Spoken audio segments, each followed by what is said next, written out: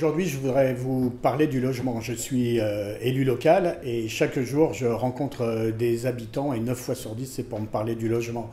Soit ils sont en situation de suroccupation et ils attendent trop longtemps pour avoir un logement plus grand, soit ce sont des jeunes qui veulent s'autonomiser et qui sont sur des listes d'attente interminables pour accéder au logement, soit des gens qui subissent l'habitat insalubre. Enfin bref, c'est un problème prégnant, numéro un, parmi les préoccupations des personnes que je rencontre. Et cette semaine, je suis allé avec Jean-Luc Mélenchon aux journées annuelles de la Fondation Abbé Pierre qui tirait le bilan du quinquennat de François Hollande.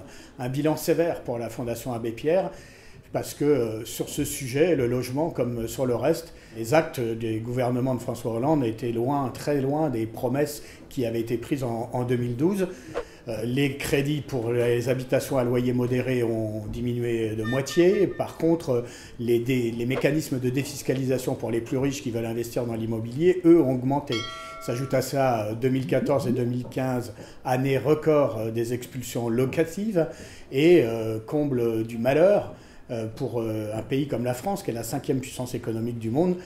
Notre pays a vu le nombre de SDF doubler en 10 ans, ce qui est absolument insupportable. Si on ajoute à ça la droite qui vient d'arriver à la tête de la région Île-de-France et qui, comme première décision, décide de ne plus financer ni les réhabilitations, ni la construction de logements en Île-de-France. Les maires, souvent de droite, qui s'enferment dans leur égoïsme, dans l'entre-soi, pour refuser de construire du logement social. Moi, député, demain, nous, la gauche debout, on veut faire du logement une grande cause nationale. Augmenter les crédits publics pour les habitations à loyer modéré, interdire les expulsions locatives sans solution d'hébergement ou de relogement pour les familles qui en seraient victimes, taxer la spéculation immobilière.